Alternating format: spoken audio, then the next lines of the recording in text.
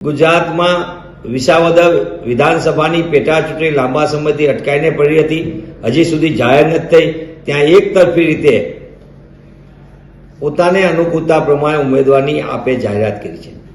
એમનો અબાધિત અધિકાર છે, પણ એનો અર્થ એ પણ નથી કે કોંગ્રેસ પક્ષ ઉપર ગમે તેવા આરોપો મૂકે, કોંગ્રેસ પક્ષ વિશે ગમે તેવી વાત કરે.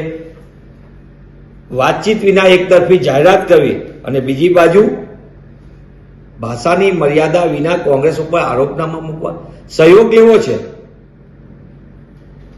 અને પાછું બીજી બાજુ કોંગ્રેસ ઉપર ગમે એવું આરોપે મૂકવા છે.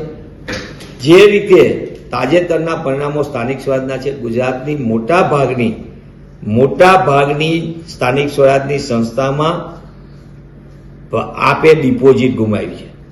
આપના ઉમેદવારો મોટા ભાગની જગ્યાએ લડી શકે એવી સ્થિતિમાં નહોતા, ત્યારે આપ એની રાજકીય અપરિપક્વતા સાથે માત્ર અમે કઈ તેમ વર્તવી એ દિશામાં આગળ વધી રહ્યો તેવું દેખાય છે.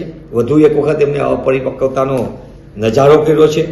ત્યારે આગામી દિવસોની અંદર વિધાનસભાની વિસાવદર બેઠક માટે પેટા ચૂંટણી જાહેર થશે, ત્યારે કોંગ્રેસ પક્ષ યથાયોગ્ય સમયે સ્થાનિક નેતૃત્વ સાથે પ્રદેશનું નેતૃત્વ ચર્ચા વિચારણા કરશે અને એ અનુસંધાને જે જરૂરી જણાશે એ નિર્ણય પ્રદેશ કક્ષાએથી રાષ્ટ્રીય નેતૃત્વના માર્ગદર્શનથી કરવામાં આવશે.